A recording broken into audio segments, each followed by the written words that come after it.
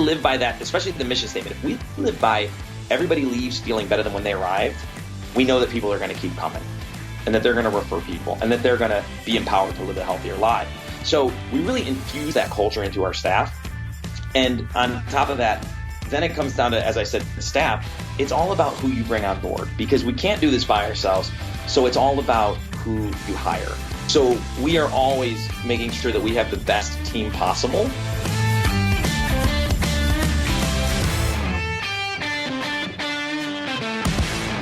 You're listening to the Fitness Business Podcast. We'd like to thank this month's premier sponsor, OneFitStop, the complete fitness business software that's perfect for studios, gyms, and clubs. To find out more, go to onefitstop.com.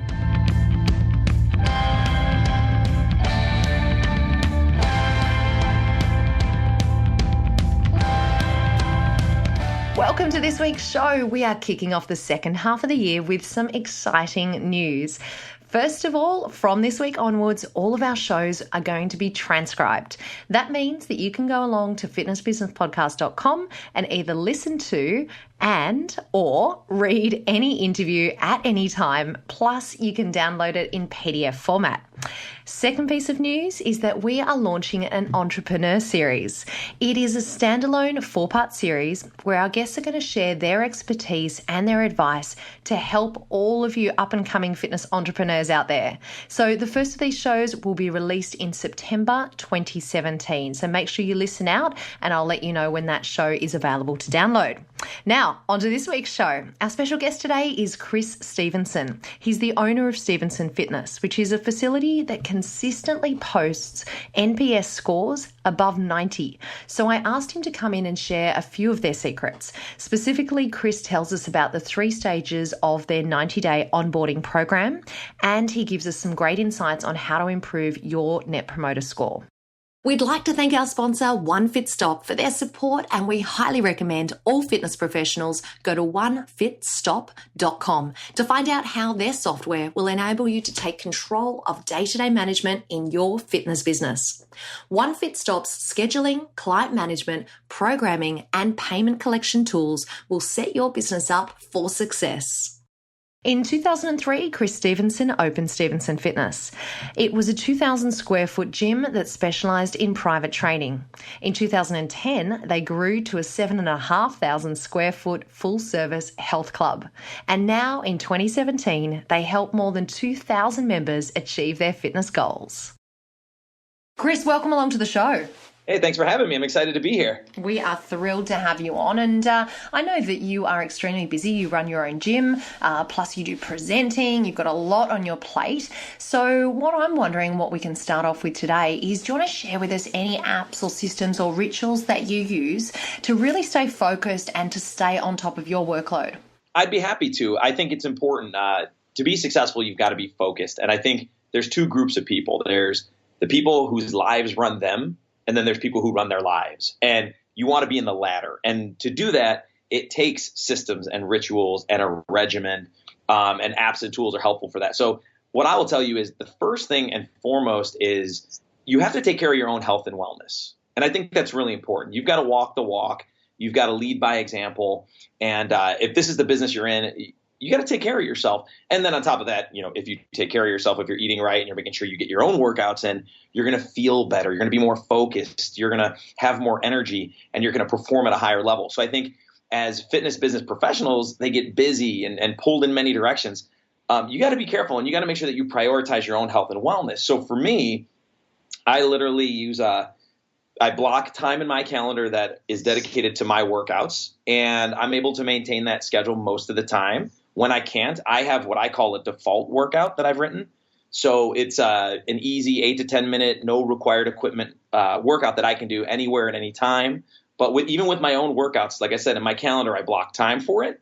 Then I go into Excel and I create a 4-week program because I'm not going to block that time and not have a plan. So I write my workouts 4 weeks at a time. I go in, once I write it in Excel, I transfer it to my iPhone, open it up in the Numbers app. And then I can literally just follow along on my phone, log weights, log reps. So using that sort of technology to stay on top of my own workouts, because again, if you don't take care of your health, you shouldn't be in the health and fitness business, and you got to lead by example and you got to feel great.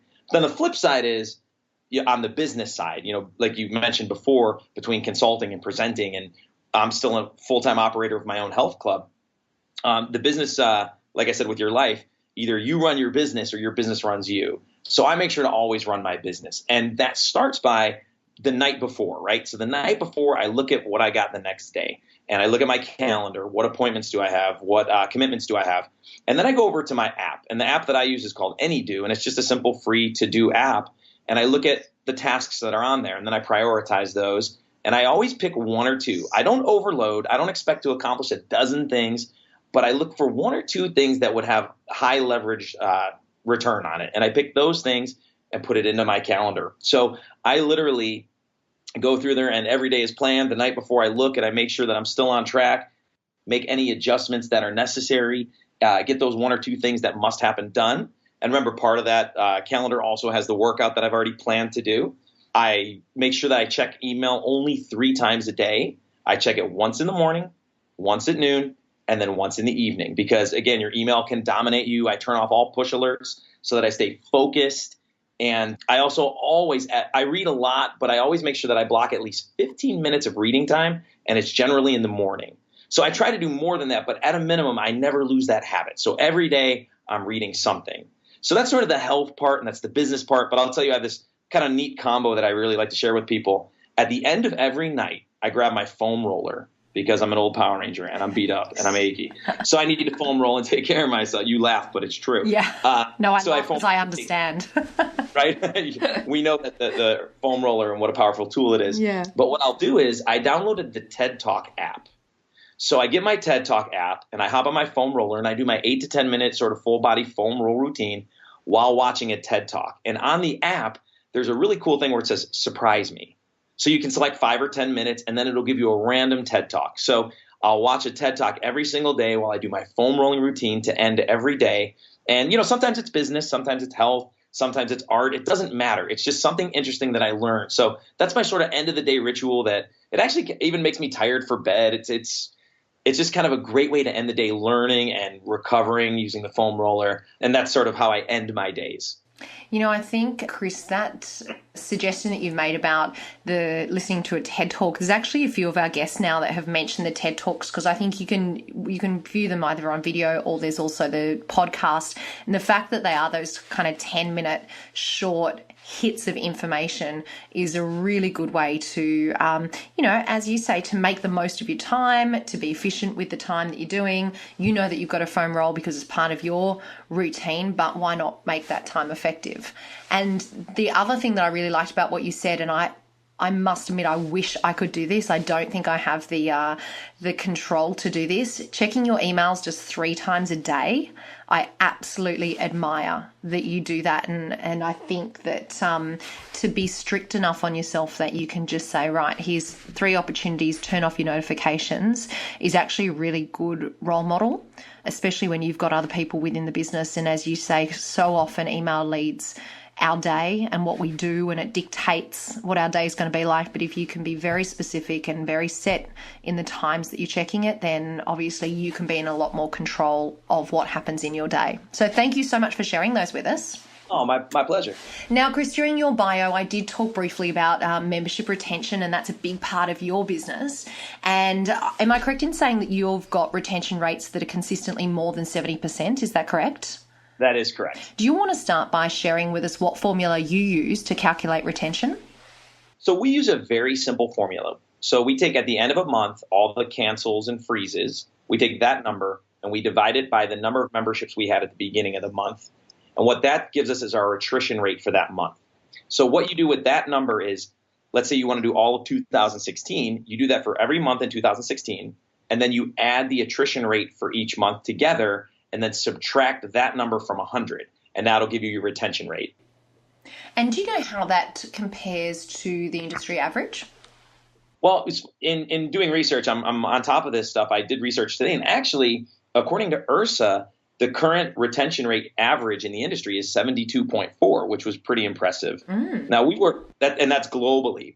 We also work with a fairly large independent club network in the States, and they estimate it at 61%. So that's in the U.S. So maybe you're just better worldwide than we are in the US. I don't know. Lifting the average, you think? Right. Well, I think my guess is probably it's somewhere in between there. So my guess is the real overall club average is probably somewhere in between 60 and 70. Yeah, I think you're probably right there. And tell me this, with your rates of being consistently over 70%, what are those characteristics, or what are the things that you do at Stevenson Fitness in order to achieve that consistently high result? Well, one thing we do is, and I think most fitness business operators should understand or do understand the importance of retention, especially in modern times. I mean, you look on every street corner, there's a new studio, there's a new CrossFit, there's a boot camp, there's a full service gym, there's a low price gym. Everything you can imagine is out there right now. And our industry is growing like crazy. The problem is the amount of users aren't necessarily growing at the same rate as the suppliers. So when you look at that, people now have so many choices that retention is so essential. And if you're able to, even increase your retention by 1%, it has a massive impact on your bottom line. Not to mention the fact that, the cost of acquiring a new customer is so much more than keeping a current customer. So I know I went off on a little tangent, but, retention is really key for survival in our industry. But what we believe and what we practice, and it's part of our culture at Stevenson Fitness, is that creating a superior member experience through diverse member engagement. So, and I presented on this a ton of different events, but that diversified member engagement is really what's key. And what I mean by that is we have 5 areas that we focus on at Stevenson Fitness. So one area of member engagement is an onboarding program. So in the first 90 days of your membership, we are going to hold your hand. There's a series of emails, of phone calls, of follow-ups, of check-ins, of a bunch of different processes that we have in place to make sure that we're touching base with you a lot through that first 90 days. And also with that, we have a 90-day reward program, because we know, again, if you're active in that first 90 days, if we're engaging with you and you're using the facility, the duration of your membership is going to be much, much longer. So we literally, and it actually ends up being part of our sales process when we're signing up, we say most gyms just want you to sign up and they're not really concerned if you show up. Us, not only are we concerned we want you to show up, we're going to reward you for it. So if people come 2 times a week in the first month, they get a certain reward in the second month and the third month. So we have a really strong, engaging onboarding process for all new members because they need their hands held in order to stick with the program and get results. The second way we engage is we actually look for changes in use, and then we'll reach out to people. So we track people's check-ins and usage, and the minute it drops off, we engage with you.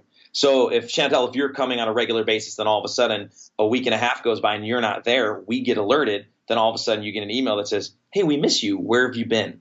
What can we do to get you back in the gym? And that creates another level of engagement. People know we care, that we want them there.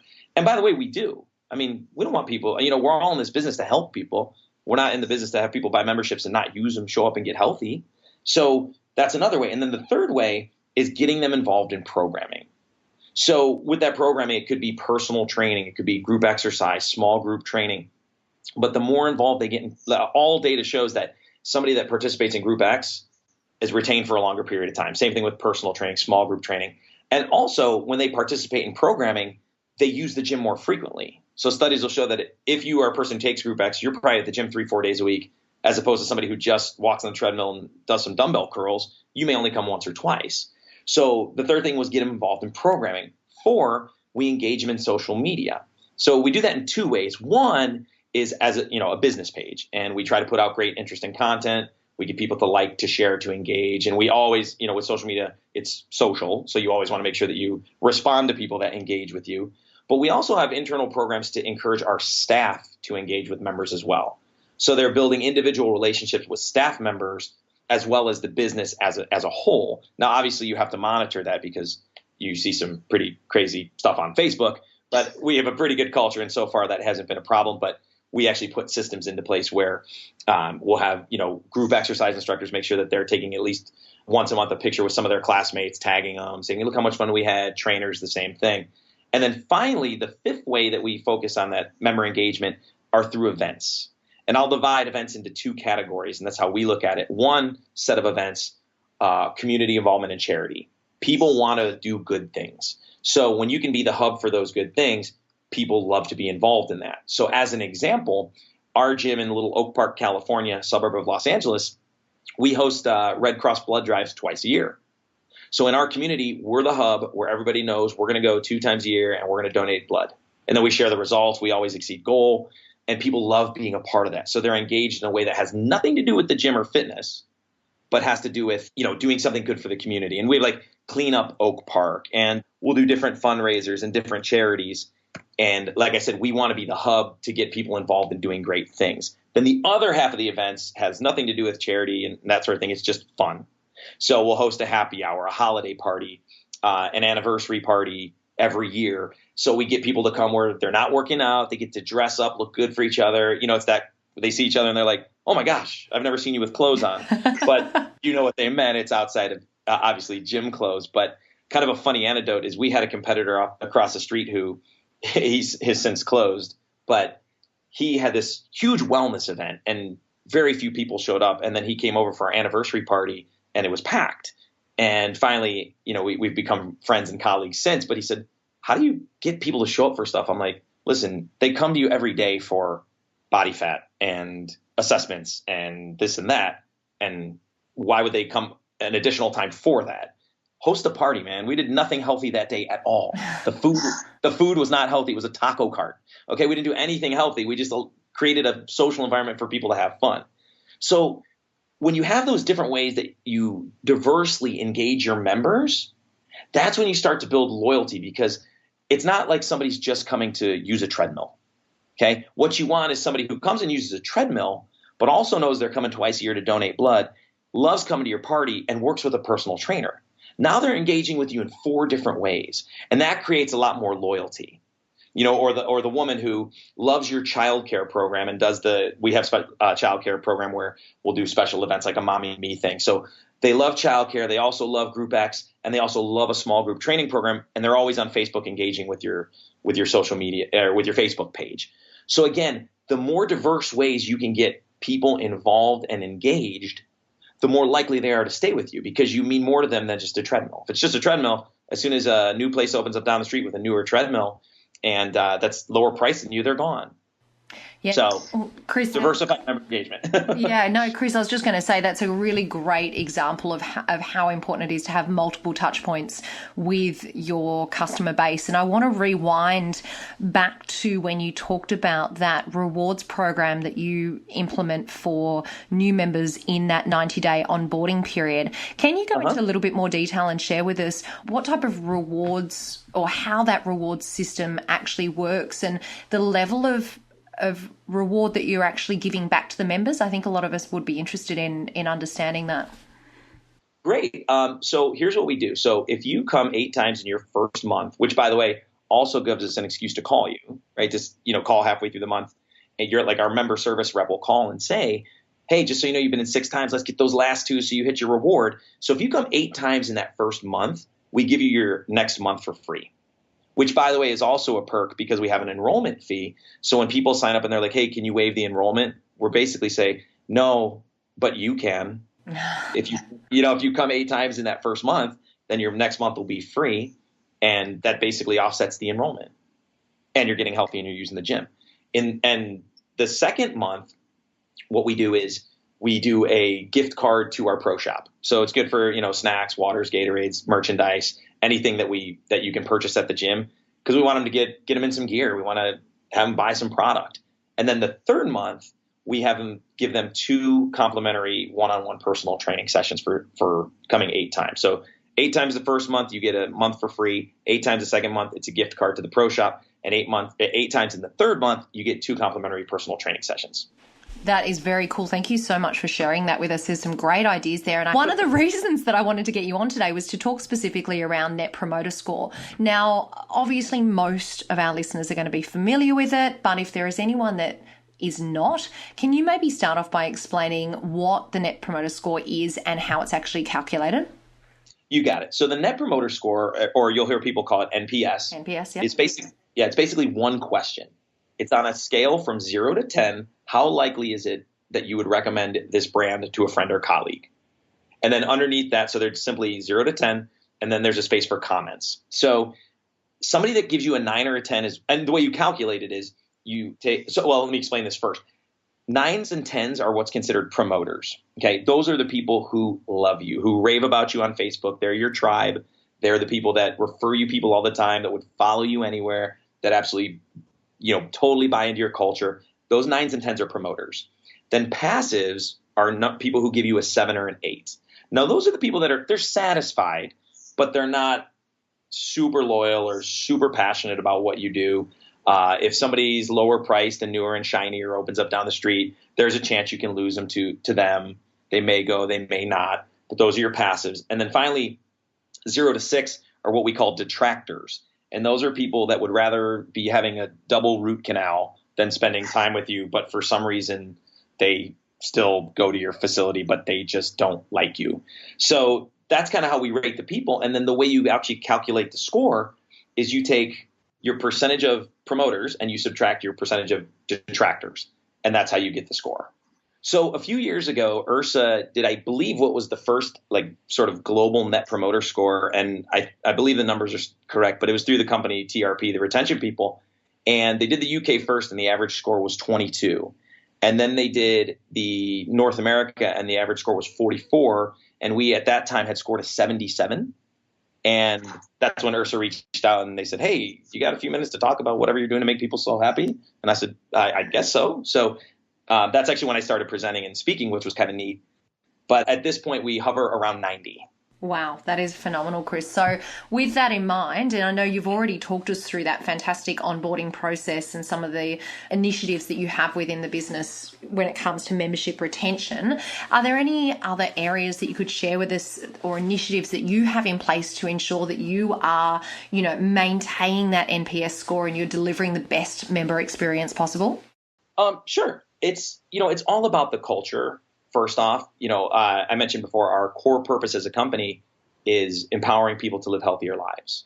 And our mission statement is, at Stevenson Fitness, everyone leaves feeling better than when they arrived. So between those two, that's we flood our company with our culture. If you buy into it and you believe in it, you're in. If you don't, you're out. And if we live by that, especially the mission statement, if we live by everybody leaves feeling better than when they arrived, we know that people are going to keep coming, and that they're going to refer people, and that they're going to be empowered to live a healthier life.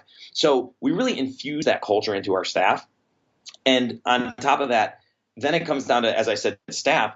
It's all about who you bring on board, because we can't do this by ourselves. So it's all about who you hire. So we are always making sure that we have the best team possible. So, we prospect and recruit a lot. You go to dinner, you like your waiter, you think they're outstanding. We recruit them. There's a salesperson at a store. I know, does anybody go to stores? We just shop online. But if you do go to a store, you meet the salesperson who you think is fantastic. We recruit all the time members who are outstanding, who love us, who are promoters. So we're always out there looking for the right people, because without the right people, it doesn't matter what systems or processes you have. They're never going to be effective. So you want those right people. Once you get the right people and we hire them, then it's all about onboarding. And when we onboard to create a great experience, to teach people how to engage with members and implement all the systems and processes we use, we literally start with nothing but culture and customer service training. So it doesn't matter if you're a Group X instructor, if you're a personal trainer. We actually just started an onboarding process with 2 member service reps, which is basically what we call our sales department. And we just got through the first week with them. And literally, we've done nothing with sales at all. It has all been about the story, why we do what we do, how the Net Promoter Score is important, our mission, our vision, our values, and customer service. And we get detailed with it. It's everything from posture. My staff maybe gets tired, but I'm always walking up to the front going, eyes and teeth, posture, eyes and teeth. But, you wear your name tag on your right. So when you shake hands, people can see your name tag. You're making every little detail about how you interact properly with members. We focus on that onboarding process. And we do the technical stuff as well, because you have to know that. But, you hire what you can't teach. You get people that are totally involved in your culture. And then I think here's where people fall short sometimes. So let's say you get people up to speed on how to treat people right, customer service, luxury language, member engagement, anticipating needs, all those awesome things. And you do this great onboarding. But if you don't practice skills, those skills are lost. So after we onboard it, you have to have a really good, consistent leadership program. So you're face to face with people all the time. You're role playing constantly. we pick different themes and we review those weekly that are all revolving around customer service, member engagement, and how we treat people. So it's finding the right people, hiring the right people, onboarding them with all the skills they need to deliver what your expectations are, and then consistently leading and holding them accountable to those behaviors. I'm going to give everyone a really quick tip in regards to what you just mentioned there, Chris, and that is how important it is to have those little things with connecting with people, like what did you say, eyes and teeth, making sure that you've got that connection with people. And we did a interview with Michelle Bowden back in December of last year, Chris. I'm not sure if you caught it, but if anyone didn't catch it, that is a really good conversation that I had with Michelle, where she gets quite specific on what you can do to connect with people. So how you can use presentation and communication skills to really connect with your clients and your members. So if anyone missed that show, jump back and check it out. It was show 83 with Michelle Bowden, and it is exactly, Chris, what you're talking about now. What we've heard today was just a snippet of my entire interview with Chris. So I'm going to bring you part 2 of that interview in a few weeks' time, when we talk about responding to member feedback and generating revenue from ancillary services. But we're going to finish off today with some tips on improving your Net Promoter Score. Before we do that, here's a quick message from one of our podcast partners. Are you interested in increasing your centre's income and your trainer's income from small group training? Tribe Team Training is the new way to get more members engaged in small group training and paying extra. Click the Tribe Team Training link in the show notes or go to tribeteamtraining.com.au/podcast for your free formula to see how much income you can make from small group training. So here's the thing. Tip number 1, I would say, is use it. If you're not using it, get some sort of survey program, do the Net Promoter Score. Use it, because the data is so valuable. So that the first thing really would be just get it and use it. That's tip number 1. Tip number 2 is then create your culture around it. So use it as a key performance indicator. Post that number publicly. Share the good comments. I mean, oftentimes in the comment bar, they'll give you a 10 and they'll say, I love Zach's yoga class. Guess what? Share that with everybody. Share that with Zach. So use that stuff. And, sometimes you share the bad stuff too, because it lets people know where you're falling short. But create a culture around it. Be driven by it. When we were 77, our annual theme the next year was go to 80. And our whole staff got involved, and they knew that this was our push to get there. And, since we've gotten to 90, so we crushed that goal. So create a culture around it, set goals, make it public, make sure that everybody knows exactly what it is and exactly how it works.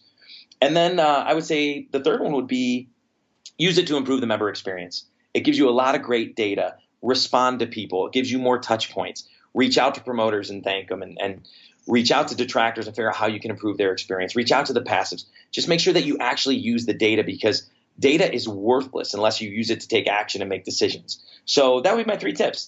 First of all, use it. Second of all, create a culture around it, share it, make it public. And then finally, the third is use that data to create more touch points with members and improve their member experience.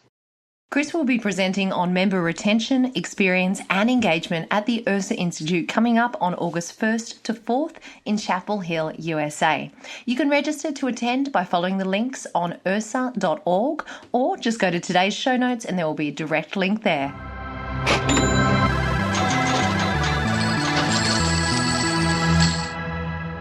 Get ready for this week's bonus segment, your extra injection of information, education, and inspiration to strengthen your fitness business. Today, I'm joined by a special guest from our podcast partner, Precor. It's my absolute pleasure to introduce the Principal Product Manager, Jeff Barty. Welcome along, Jeff. Hi, Chantel. It's nice to be here. Now, you're joining us today to talk about the upcoming release of Preva 7.0. And I understand that release is going to include an outdoor interactive workout courses, which sound amazing. Now, tell me, I believe they're similar to Virtual Active and they're called Run TV. So can you tell us about these outdoor interactive workout courses and why you chose Run TV for your exercises? Well, that'd be great. So Run TV is the product. It's built by another company called VO2 Media. And what's really great about our new platform, being an open platform, is we can work with other best-in-class providers around the world. So let me tell you a little bit about Run TV and why it's great. First and foremost, it has interactive courses. It has 6 interactive courses at a base level where, in essence, you're running on the beach, you're running through the forest, and those completely control the lowers. And what's really nice about that is Precor has one of their products is called an AMT. And an AMT can completely simulate, for instance, climbing a very steep trail, as an example, or in some of our ellipticals, we have cross ramps. So when you're climbing up, so it'll create a really compelling experience. In addition to the 6 outdoor interactive courses, we're adding 30 more videos in 5 channels. There are things like extreme trails, marathons, outdoor movies about fitness and TV shows. And what's fantastic about that is it really creates a complete outdoor experience. On those, they don't run the lowers in essence, but it really makes for a completely different product. And something else that's really exciting about this product, since it's on a networked piece of equipment, the content refreshes at least 25% a quarter. So you don't have to run the same trail over and over and over again and get stale. So I just wanted to put that in there because I think those are really exciting points. Well, that sounds amazing. Now, this is an area that I'm really excited about. Can you tell us what Precor had to consider when it came to the exercises experience in regards to integrating the ability for users to actually access their personal entertainment apps? Yes, that would be great, Chantel. And it's something that we really take as design tenets here at Precor. I'm going to talk a little bit about what we call design for the moving environment and fitness made personal, which are really 2 places that we think we actually differentiate. First of all, design for the moving environment. We are launching our first 5 apps. Those will be very popular media apps that people know and love on a worldwide basis. And some people might, be tempted to say, just throw them up like they're on a phone. But the fact is, a phone's going to have small icons and it's going to be hard to navigate. In our system, we design them as large rectangular tiles with each one creating for an app. And the reason why we do a tile is because when you're moving up and down on an elliptical, the tile is long and therefore is easy to hit. The second thing that we do with respect to fitness made personal is we create the ability for the exerciser to create a personalized experience.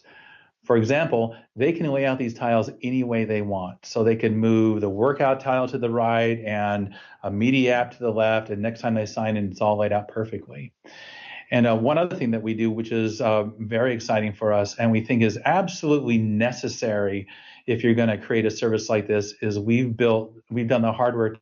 So that means that when an exerciser selects one of these media apps for the first time and signs in, they get the choice to save their credentials to our system.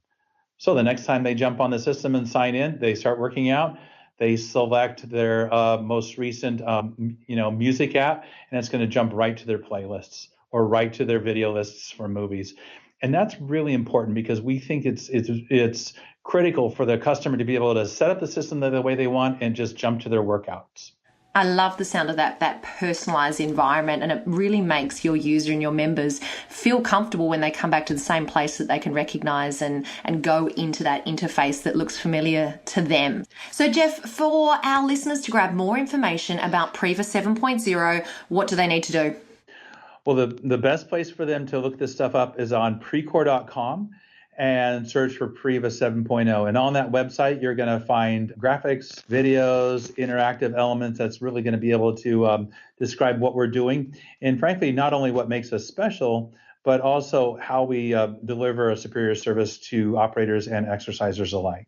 Excellent. So, Tribe, make sure that you jump on it, check that out, head over to Precor.com and check out Priva 7.0. Jeff, I want to thank you so much for taking the time and joining us today and giving us all of those fantastic insights. I'm very, very excited and cannot wait for this release. Thanks a lot, Chantel.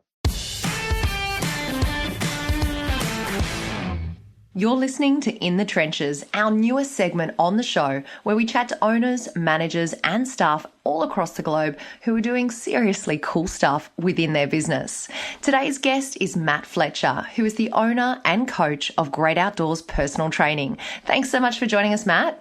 Hey, thanks, Chantel. Thanks for the opportunity. Now, do you want to start off by telling us a little bit about your business?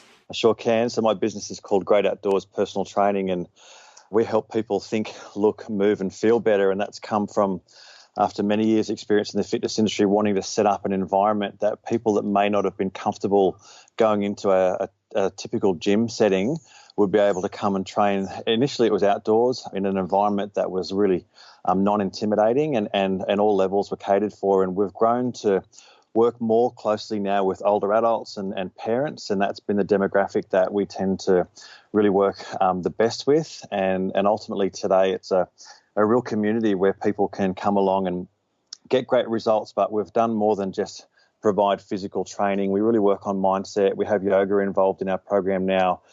We do some meditations at end of sessions, and we really try and get people to think better as well as move and look better. And ultimately the energy around our community and businesses is really good, and it's picking up traction, and ultimately it's something that we want to continue to help impact people's lives with. Matt, you have set yourself a very big goal that relates to your family and it relates to the future. Do you think that you could start by sharing that with us? Yeah, certainly. Look, I turned 40 this year, which is one of those milestone birthdays, and a few years back, it's quite a few years back now, I got to a point in my life where I really wasn't heading in the direction that I wanted to be. I was really struggling, to be honest, with knowing who I was and what sort of person I wanted to be. I was battling alcohol addiction, and I was abusing that quite a lot. And I got to a point where I said enough is enough, and I made a shift in what I was doing to start to work on my own personal development. And as a result, for quite a few years, have done that. And today I don't drink alcohol at all.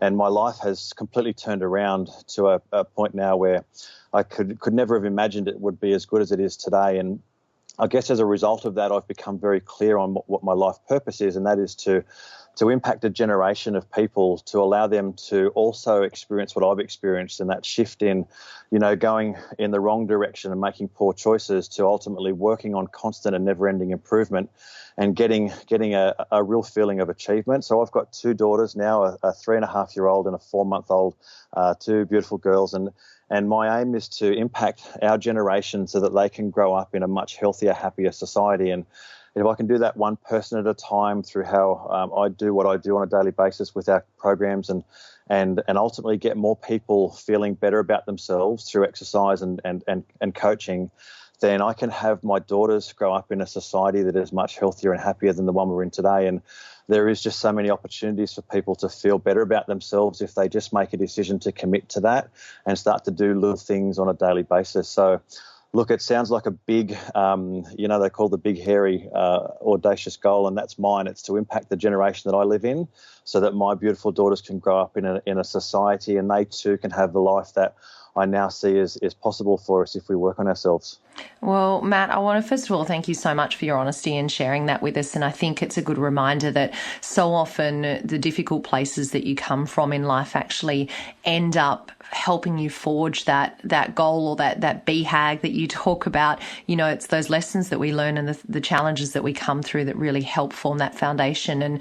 And that is a fantastic goal that you're working on. So I wish you all the very, very best with achieving that, and also a very happy 40th for 2017. What month is it going to be in? It's in September, so I'm working towards being in the best shape of my life on my 40th birthday, and things are working well. And look, just really enjoying life. Like, honestly, so happy with the things that I've got today, and gratitude is such a huge part of me allowing those doors to open and opportunities to step in front of me. The more I'm grateful for, the more things I have to be grateful for. And that's a part of the morning ritual that I have, and ultimately it's just amazing what is there for us if we open ourselves to new experiences and learning about it. Well, let's talk a little bit about that morning ritual, because I understand that is something that you have set up as part of your lifestyle. Can you maybe talk us through what is involved in that? Yeah, sure. Look, I as a member of the fitness industry for many, many years now, early starts have been something that have been a part of my life. And, that concept of getting up early and getting to the first session, which is typically about 6 o'clock, is not foreign to me. But when I've made that decision to start to work on myself, I understood that I needed to do more than just wake up early and get to that session. I needed to be ready for what that day had to offer me. And as a result of that, typically I get up now at probably 4 o'clock in the morning. There's some mornings I will get up a little bit earlier, but generally my alarm goes off at 4, and a simple rule that I have for myself is I never hit the snooze button. I find that a really negative way to start the day, and that's a rule of mine that I don't hit that snooze button. And basically my routine in the morning is I have a warm glass of water with lemon juice to kick off. That's the first thing that goes into my body. And I do a large amount of reading. I found that for me, reading has helped me progress on so many levels. And I needed to find some time where I was not going to have any distractions and I could really allow myself to absorb what was going on in whatever it was that I was reading. So I generally devote about 45 minutes to reading, and I generally get through a new book each week. And as a result of that, I've probably made the most progress in my life in the last couple of years simply by reading more. And part of my reading journey has allowed me to understand that to be successful, I need to start my day really positively, and I need to set my mind right. I need to be physically ready to take on whatever challenge the day has. So I also incorporate some sort of physical movement to get blood flow. And this might sound a bit strange, but kettlebell swings has become one of my favorite early morning movements. And I generally will do about 40 or 50 repetitions of a kettlebell swing. I just find it a simple way to get blood pumping and to get me really awake. And then I meditate, which has become something that I've never done on a consistent basis. And as a result of doing it on a consistent basis, my life has really changed. It's not that it's a magic pill that I take once and it became better, but I've practiced it. And that practice of meditation has allowed me to have so much better clarity of thought, have so much better focus, have such a better understanding of what life for me is like and what it can be like. So I like to meditate for generally about 10 or 15 minutes, but there's times where I like to meditate for a little bit longer. So on those days where I plan for that to happen, I will get up a little bit earlier. So we're talking 3:30 or 3:45, and just devote a little bit more time to meditation. And the practice of those things as a morning ritual have significantly made me feel much more alive when I get to my first session and people will comment. So we do a group session at 6 o'clock. And people will comment, how are you so awake and how are you so perky? And it's certainly not anything that I've put on. That's how I feel. That's the energy that I get from my morning ritual. And the contrast to that is what I see people do is not have a morning ritual, hit the snooze button, get up at the latest possible time, not do anything for themselves. So I like that concept of working on myself before I go and do any work for anybody else. And if I can just put it out there that the more time you can devote to yourself first thing in the morning, the more productive, the more of a pleasant person you will be during the day. And for me, my morning ritual is just so important to me. Even when we go away for a weekend or a holiday, I still like to apply that morning ritual for me. And it's just brilliant. I just love it. Matt, thank you so much for sharing that. Can I ask you, when there are, and I assume that, every so often a day will happen where perhaps you don't get to do your morning ritual or you run out of time because, other things get in the way. What's the effect on your day when that hasn't happened in the morning? Yeah, look, again, it doesn't happen too often, but you're right. Sometimes it can happen. And when it does happen, I certainly don't let it drag me down. I certainly don't let it impact my day greatly. One of the things that I do is I do find time to meditate at some other point during the day. So it may be between sessions, between appointments. I can sit in the car for 10 or 15 minutes before a session starts, for example, and I can meditate. And that really helps set me back up again. And I try and do that relatively early. So if I haven't done my complete routine of a morning, I will certainly meditate generally before 9 o'clock. And that helps me, I guess, get a part of that routine and that ritual that I've now find so vital. So the missing out is something that, one, I don't let it drag me down. I don't beat myself up over it. I just get on with the day, and then I incorporate what I can during the day to help me get that level of feeling good happening again. There's so many things that you mentioned in that morning ritual, and it just strikes a chord with me of listening to so many of our previous guests who are incredibly successful leaders within our fitness industry. And, when you talk about reading and you talk about gratitude and meditation and movement, and it just seems that these are the common themes that our leaders within the industry really do possess and really do care about and are passionate about. And when you talked about reading, it reminded me of Luke Carlson, the interview that we did back in show 91, and he talks about how important reading is in your daily or your weekly life. And I think that the point that you made about just being so much richer for including that knowledge and taking in that knowledge in your day is so important and something for all of us to remember. So thank you so much for sharing that. Matt, I want to thank you for joining us on the show and sharing your morning ritual and telling us about your goal as well. And also to remind everyone, or to let everyone know, that you have an awesome Facebook Live show as well, I do, yeah. which you call Chewing the Fat.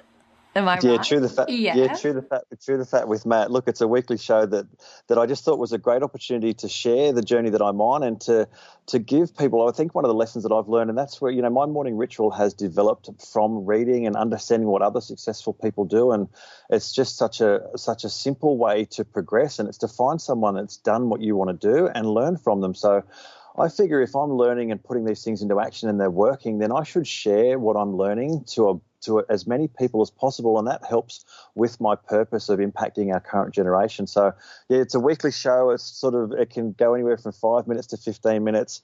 It's not all serious. My little daughter will sometimes jump on board, and she becomes the highlight of the show in most cases.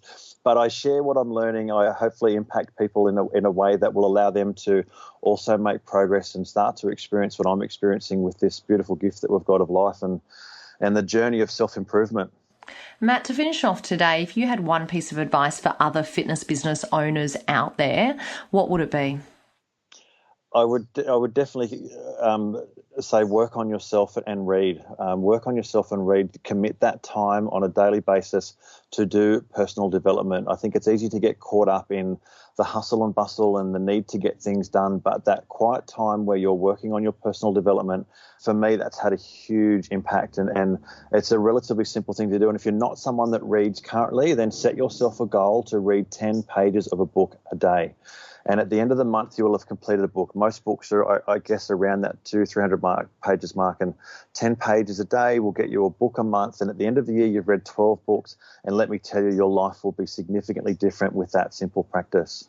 And I'm going to throw my own little personal tip in here, and that is, if you're like me and you're constantly on the go, which I know many of us are, then subscribe to Audible and get yourself audiobooks, because you can achieve exactly the same thing. And for me, I know that, I'm always, when I'm walking the dogs, I'm listening to my book. When I'm doing the dishes, I'm listening to my book. So there are times when sometimes, or driving the car, when you can't physically or read a physical book, then download it and listen to it, and you're still getting that knowledge as well. But either way, I think it's really great advice, Matt. So listen, thank you so much for joining us in the trenches today, Matt. It was great having you on the Fitness Business Podcast. Absolute pleasure, Chantel, and thank you for your time. Pre-Core Quickfire 5. Today, I am speaking to Australia's leading digital marketing business coach, Greg Casa. Welcome along, Greg. Hello. Hey, Chantel. Thanks for having me. It's so good to have you on the show. Hey, did I get your surname correct? All good. Yes. All good? Yes. Okay, excellent. Okay, so as you know, we start off the show with our pre-core quick fire 5 questions. Are you ready for these? Go for it. Okay, do you want to tell everyone, why do you do what you do? I love what I do. So it's not like a job to me. I think that's part of really like winning the game. What you do on a day-to-day basis, you love. So yeah, we help lots of business owners, and it's like a game of chess. I love solving problems, and that's really, really fun. And tell us, what's the best piece of advice that you've ever received?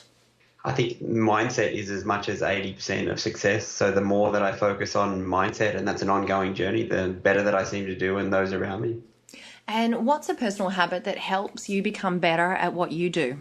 I work on the business in the morning, and I work in the business in the afternoon, and that way I'm just really, really efficient from a time point of view. My mornings are precious. I preserve them, and I grow the business in the morning, and then I work in it in the hour. It works great. I really like that split. I haven't heard that before, and it's a great way to do, because it's a challenge that we as fitness business owners face all the time, and that is because it's such a technical business. We have this tendency to always want to get our hands dirty and work in the business, but I like the split morning, afternoon. Well, the rich pay themselves first with money, whereas the poor and middle class, they basically spend and then save later. And then also the rich pay themselves first with time as well. So you work on your own business is your most valuable thing, and then you work on helping others later. And that's So we pay ourselves first with both time and money and behave like the rich, and you end up like the rich. I really like that philosophy. Thank you for that. And tell us, You're Greg, welcome. what's one book, podcast, or blog that you would recommend and why? And you're allowed to say your own. That's okay. I think, like, for me, when I started, Rich Dad Poor Dad was really like a book that changed my life, and I'm sure other people have said that as well. And then the cash flow quadrant that followed on from it, that was a big turning point for me, and everything else really flowed on from that. Excellent. And tell us, why should our listeners come back and listen to the main interview that we do together next week? We, not just like most business owners just looking at their own business, we've been lucky to to work with over 300 businesses.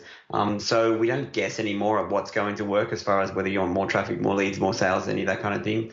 It's just really proven. So yeah, fast track what you're doing. Excellent. And you're going to share with us some secrets. We're going to be talking specifically about pay-per-click marketing for fitness business owners. And Greg and I had a brief chat just prior to this, and the information that he's going to share with us is really practical. He has so much experience in this area, so I cannot wait to get you back on the show next week, Greg, to chat all about online marketing, pay-per-click marketing for fitness business owners. Thank you for joining us for the Pre-Call Quickfire 5. You're very welcome. That interview with Greg Kasser is coming up in next week's show. Thank you to all of you for including the Fitness Business Podcast as part of your weekly professional development. I would love you to share the show with your team, with your colleagues, or with your friends. Just send them to fitnessbusinesspodcast.com, and don't forget all of the resources, the links, and the transcripts now for today's show can also be found at fitnessbusinesspodcast.com. Thank you also to all of our partners for their support, and to our foundation partner, Active Management. You can head over to fitnessbusinesspodcast.com/active, and what you'll find there is a free business development ebook from our friends at Active Management. That's everything for this week. I will be seeing you next week, and remember, what you leave behind is not what's engraved in stone monuments, but what is woven into the lives of others.